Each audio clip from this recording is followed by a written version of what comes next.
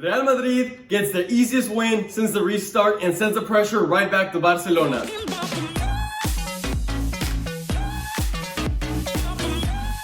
Welcome back to El Merengue Culé. I hope you are having a great day. We just witnessed a very easy Real Madrid victory that, it seemed like an Alaves side that, they were very close to relegation. They would rather take care of the next game than risk getting too tired for this one, kind of like we saw against Barcelona-Villarreal. The Barcelona-Villarreal game. Let's go ahead and get started with those lineups. So it was actually a very similar lineup to the one that we predicted, in which we had a change between Rodrigo for Vinicius Jr., who Rodrigo we're going to talk about in a little bit, had a very good game in my opinion.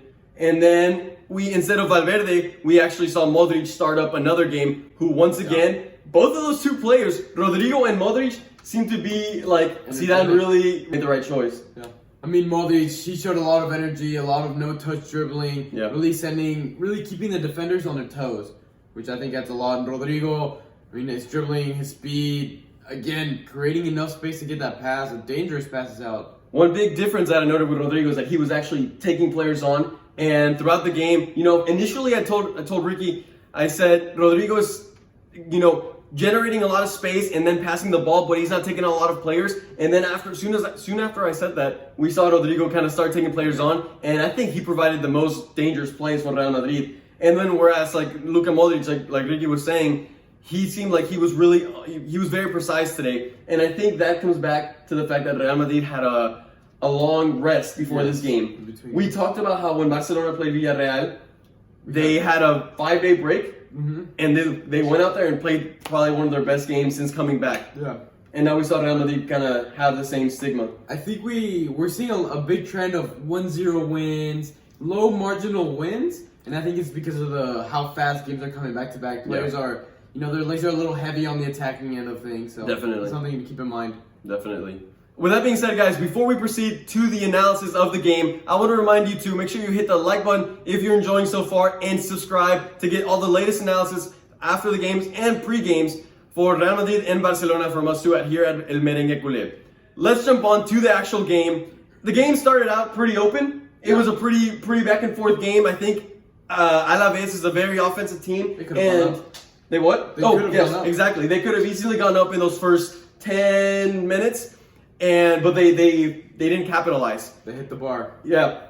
And so their defensive transitions were actually not very good. So I think that's what kind of led to such an open game. But then, minute 21, we come to the biggest controversy of this game. We had a big argument about it. So can you explain to us what happened? Mendy, he found space, took it, made himself found his way into the box. Yeah. And there was a challenge there. Now, at first sight, we both said, clear penalty. Yeah, it looked like it was a clear penalty for us. But then came the second camera angles, and it gets a little bit debatable, right? His foot was on the line. Part of it was inside the box, part of it was outside the box. And the defender, when he hit him, I don't know if he hit him when his foot was on the line or the part that was outside the line. It was definitely controversial. Tell us about the rules of when your foot is on the line. Right. So we were arguing, and basically the stemming of our debate came from the fact that we were not fully sure if your foot is on the line, is that considered to be inside the box and thus a penalty, or is that still not part of being inside the box? And so after discussion and doing some research, we saw that if you get fouled, if the contact is made on the line, then that is a penalty. However, the debate was still going on between us two, because Ricky was saying that the initial contact from the defender on Ferland Mendy, where you're going to be seeing this picture as we're talking. The initial contact was slightly outside of that line. It was so hard to tell. And I think it's honestly very hard to tell one.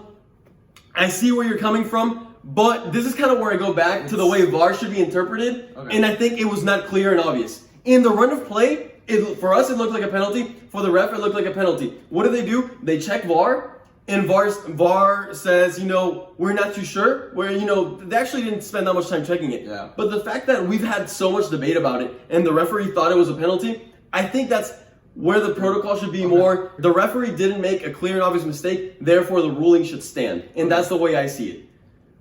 But anyways, guys, I want y'all to let us know down in the descriptions if you saw the penalty live or right now from the replay. Let us know if you think this is a penalty. Moving on, the rest of the game, the intensity started to die down. Yeah. Alaves, they conceded that goal and they started to see, their morale was pretty low, honestly. Yeah. And so then that second half comes. 5 minutes into the second half, there's another sort of controversial play. Well, not really controversial, but Real Madrid has a play and they score a goal. The referee calls it back saying that Benzema was offsides, and then VAR intervenes, lets the referee know that the Benzema was actually onside, and so Real Madrid gets the goal.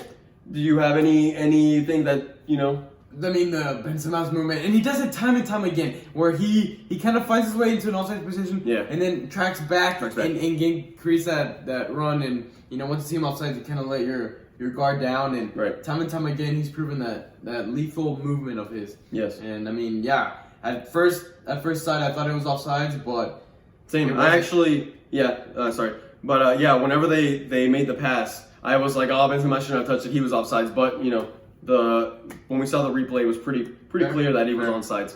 And so, anyways, that goal was kind of like the dagger. Actually, before the first half started, I said if Real Madrid is able to get a goal early in the first half, early in the second half, that basically kills off Alaves, and you could see the nerves start to kick in, and then that's when you saw Alaves' manager make the substitutions, which is basically what happened in the Barcelona-Villarreal game, where Villarreal started preparing for the future game, and then from there on, Alaves had a few chances. They brought out a bunch of youngsters.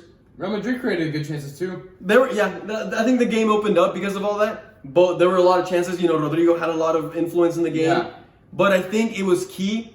Right there, Courtois came up big because Alaves had two big plays where Courtois had huge saves. In the 60th minute, if they score that, they're right back in the game. Yeah.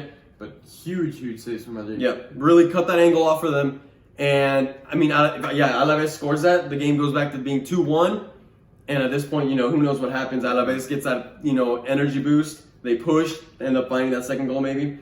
But that didn't end up happening. And from there on, the game basically went downhill. It was, it was minute 75, and you basically already knew Real Madrid was going to win it, 2, maybe 3, 4-0.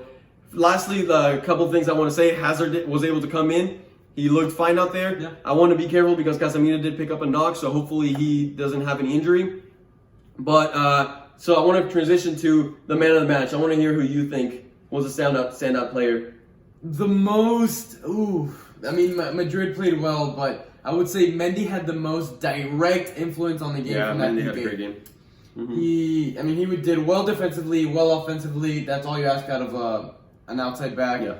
Modric had a good game too, but I'll give it to Mendy. Mendy is, definitely a solid choice. One of my favorite players this game for sure. I think I'm going to end up going back to Kareem Benzema. Yeah. The ball, you saw as he had to basically sacrifice himself. We were talking about how Real Madrid did not have a good transition from midfield to offense, and so often it's Kareem Benzema using his tactical awareness that he recognizes that, drops back down, and basically leaves his striker position, which often, doesn't benefit us. Was filled up by Asensio. Filled up by Asensio and Rodrigo sometimes, but drops down to provide that link, and which, proved to be huge for Real Madrid. There was often many times where he would get it, lay the ball off, make off the ball movement. So just he really aided, other than his goal and his assist. Other than that, I think he just brought a lot of fluidity to Real Madrid's offense. What about the worst player of the game for you?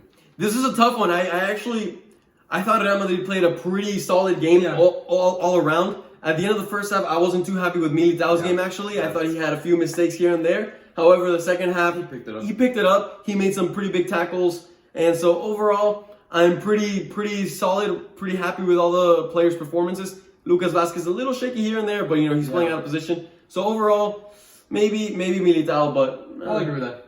Yeah.